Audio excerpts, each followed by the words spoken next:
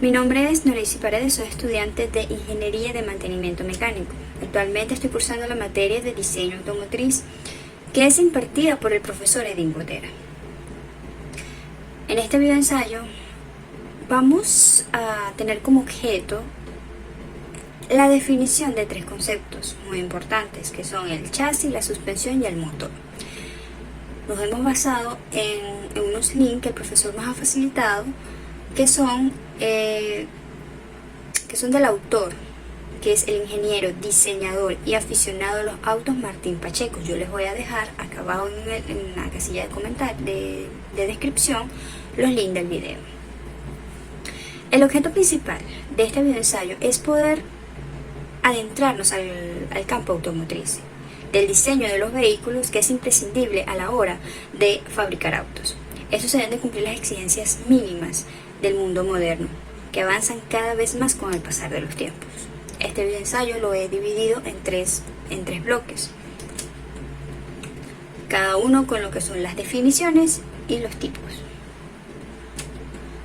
Comenzamos con el primer bloque, que es el bloque de los chasis. El chasis es la estructura metálica o tabular, es el esqueleto del auto y tiene la función de soportar todos los pesos y esfuerzos que se conforman para las diferentes cargas que ejercen, y además de poder servir como protección hacia los pasajeros.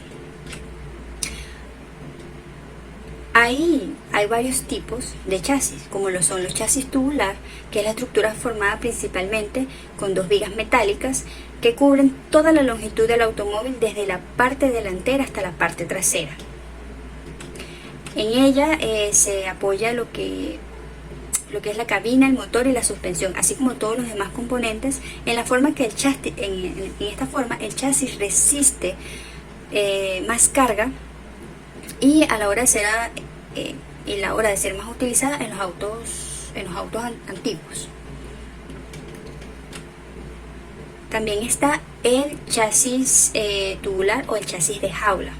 Es la estructura que se forma de manera tridimensional, que se construye a medida principalmente de tubos de perfil redondo, la cual se atornilla a todos los componentes. También está el chasis compacto, que es el chasis más utilizado, que es el chasis que normalmente vemos en la industria, que a pesar de que se ve más trabajoso a la hora de fabricarse, es el más económico para producirse en serie, debido a la facilidad de las estandarizaciones en sus procesos, o en algunos casos por robots automatizados. Está también el chasis de fibra de carbono, que como es un material, es compacto, y es fabricado con el material siguiendo la forma o fabricado en un mosaico. Es una sola pieza horneada y es lo que le da una rigidez muy alta y también un peso muy bajo. Pero al ser de eso, es un material muy costoso y no es muy rentable comercialmente. El chasis híbrido es el resultante de combinar las ventajas de cada uno de los chasis en una estructura compuesta por 2 o 3 métodos de fabricación. Se utiliza tanto para vehículos de fabricación en serie o como para autos de carreras experimentales.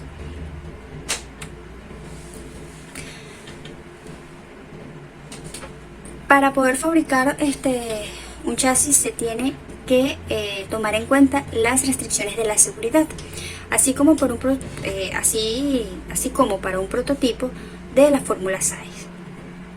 Existen muchas restricciones de seguridad para el diseño del chasis, principalmente cualquier posible daño físico al piloto o a los pasajeros. Todos los vehículos deben cumplir con ciertos estándares de seguridad que ya sea de acuerdo a cada región, ya sea la europea, la americana o la asiática. En algunos países pueden variar. El chasis es la estructura, el esqueleto, lo que le da forma al vehículo. Sin ella no podríamos tener un carro donde se podría movilizar. Es de suma importancia que el chasis en el que se esté trabajando tenga unos buenos sistemas de seguridad y que el chasis, de la manera en que se haga, pueda ser resistente a la hora de cualquier impacto. Para eso ellos hacen unas pruebas que son las pruebas antes de sacar el vehículo al mercado, que lo hacen con maniquís. Aquí continuamos con el segundo bloque, que es el bloque de la suspensión. Tenemos que la suspensión es la encargada de soportar todo el peso del vehículo, así como otorgarle una estabilidad y absorber las irregularidades del terreno. Hay dos tipos, que son la rígida y la independiente. Hay muchos tipos de suspensiones y sus principales ventajas y desventajas.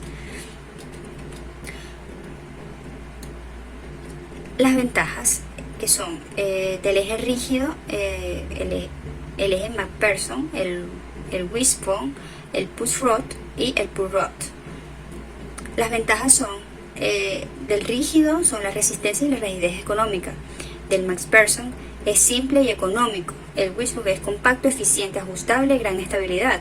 Y el Push Rod es compacto y permite colocar los componentes. Y el Pull Rod es compacto, permite colocar los componentes y facilita los ajustes de la pieza. Las desventajas, en ese mismo orden, son la invariabilidad de los componentes relativos. Requiere mucho espacio, el McPherson requiere mucho espacio vertical. Del Wishbone es frágil debido a la cantidad de componentes. El Push Rod es costosa, mayor fragilidad y mayor peso. Es relativo. Y por último, el Push Rod es costosa, frágil y de mayor peso. Los términos básicos para un diseño de suspensión es el Rod, el Pitch y el Yash, que son los tipos de movimiento de cuerpo dinámico que son utilizadas para definir las rotaciones del eje. Tenemos lo que es el camber, que es la indicación del plano de las ruedas con respecto a la vertical. El caster es la indicación del eje geométrico que va a la dirección delantera o trasera. El toe va desde la vista superior del auto en un ángulo o forma de la rueda de rotación del eje del automóvil. Es utilizado para corregir efectos de sobrevirales y del vehículo.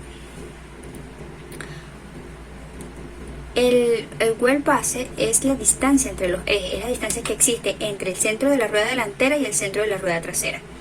El track es la distancia entre las ruedas, que es la distancia que existe entre el centro de la rueda izquierda y el centro de la rueda derecha. El offset se refiere a la distancia que existe entre el centro del plato de los rines hasta el borde externo.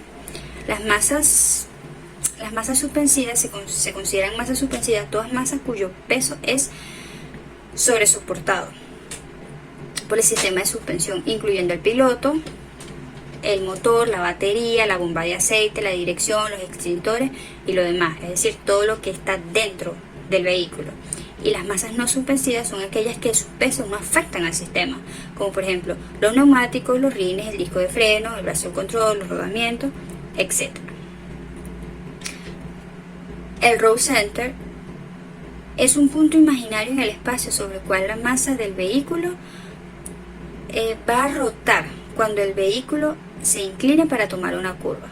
No es el centro de gravedad, son dos conceptos totalmente distintos. El centro de gravedad es el punto sobre el cual la masa de un objeto es la sumatoria de las masas de varios que ejercen peso. Ella se garantiza que la estabilidad es mucho mayor, impidiendo que el vehículo sufra algún volcamiento. Por último, tenemos lo que es la barra estabilizadora, también llamada anti-roll, Sturbart o barra de torsión. Es una barra que se utiliza para conectar el lado izquierdo de la suspensión al lado derecho de la suspensión. Aquí en este bloque tenemos lo que son las suspensiones, que es lo que le da el equilibrio y lo que evita que el carro se volque cuando empiece a andar. Es muy importante conocer los tipos, las ventajas y las desventajas. Hay unas suspensiones que se utilizan en los carros deportivos, en los carros de carrera, que no son las mismas que se utilizan en el carro de uso diario, el carro de ciudad. Son totalmente diferentes. Para comenzar con el primer bloque, vamos a hablar sobre lo que es el motor. ¿Qué es el motor? El motor es un mecanismo que produce energía mecánica a partir de otra forma de energía. La energía puede producirse puede provenir desde la química, la electricidad, pero el motor transforma esa energía para transformarla en energía mecánica.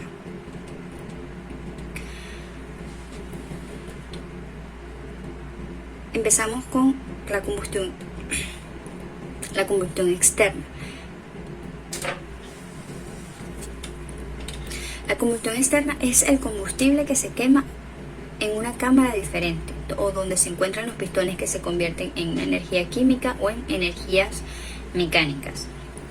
La combustión interna es el combustible que se quema directamente sobre la cabeza y el pistón y se generaliza con las fuerzas del mecanismo. Su funcionamiento puede variarse aprovechándose la expansión de los gases o productos.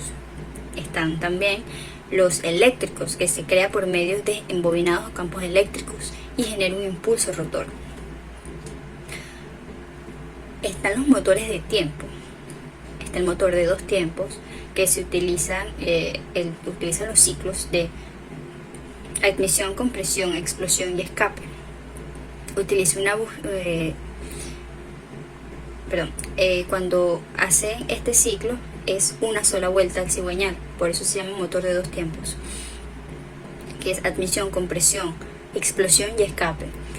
Ellos utilizan una bujía para la chispa que enciende la mezcla del combustible, el pistón o el émbolo que hace las fusiones de las válvulas. Es ideal para el más eficiente de todos. Realmente es el menos eficiente. Requiere mezclar combustible con lubricante. No posee válvula de escape o admisión. Está el motor de 4 tiempos. Sigue teniendo los mismos ciclos que son admisión, compresión, explosión y escape. Pero cada 2 vueltas es que hace estos ciclos, que es de admisión, compresión, explosión y escape. Ellos utilizan también una bujía para mezclar la chispa. Posee una válvula de escape y una válvula que se sincroniza con el cigüeñal. No posee la mezcla de combustible con el lubricante.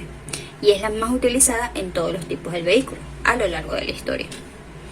Están los motores diésel, que son igual realizan en los mismos ciclos, admisión, compresión, explosión y escape cada 2 vueltas del cigüeñal. Es igual al de 4 tiempos. Pero ellas no utilizan bujías para encender la mezcla del aire combustible debido a la alta volatilidad del diésel, que se denota por simplemente el comprimido. Utiliza un inyector en lugar de una bujía que introduce el combustible. Es la más eficiente en ahorro de combustible por su alta volatilidad. El diésel como combustible emite residuos solo un poco menos contaminantes que la gasolina. Y es un poco más simple, ya que no requiere sistemas eléctricos. Solo para mención, existió un tipo de motor que fueron los motores Yankel, que son los motores rotativos. Solamente fueron muy poquitos carros los que utilizaron este tipo de motor. Uno de ellos fue el RX-7, si no mal recuerdo.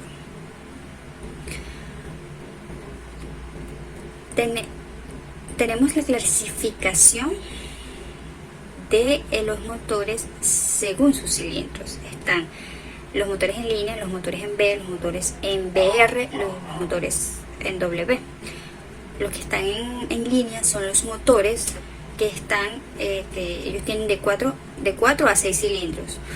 Antiguamente se hacían hasta en 8, pero resultaban demasiado largos y ocupaban demasiado espacio en la carrocería. Los cigüeñales, por su extensa longitud, eran propensos a vibraciones y a esfuerzos de flexión. Actualmente solamente se usan en barcos y submarinos. Los motores en V están diseñados entre 6 a 12 cilindros por un mismo número de cilindros.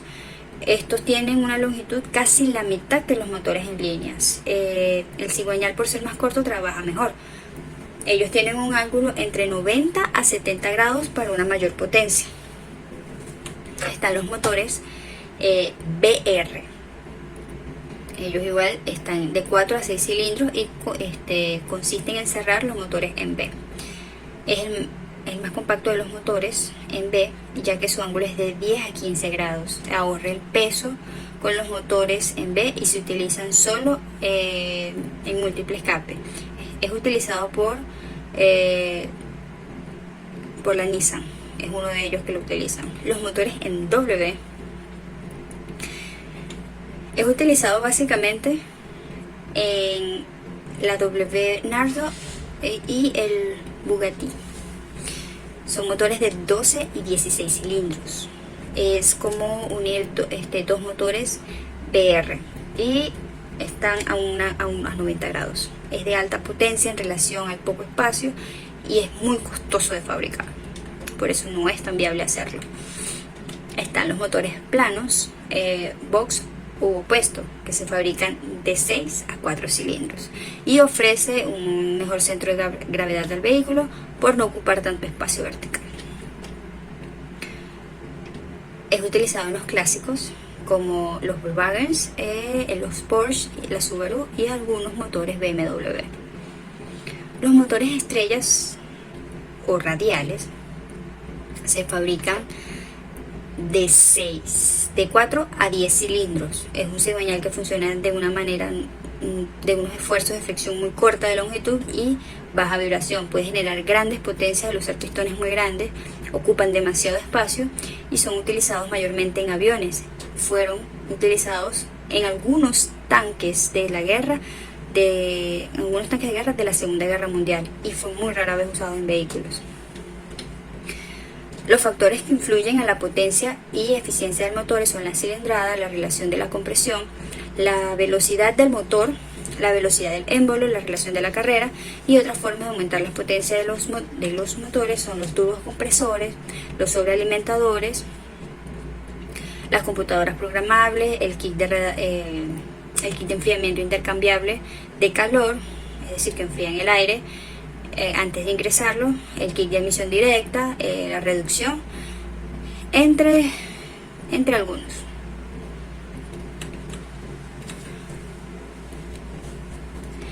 La importancia de saber todo esto es para crear un mejor diseño automotriz, para poder crear un buen diseño. Para nosotros como ingenieros es importante conocer los temas que abarcan a cada uno de estos sistemas como importantes. Un comentario de interés es que los motores rotativos, a pesar de que fue una buena idea en su momento, fueron descartados debido a que no tenían tanta potencia. Y otra cosa del diseño es que en uno de los capítulos de Cazadores de Mitos, ellos crearon un diseño en la carrocería como una pelota de golf, logrando un ahorro de gasolina del 11%.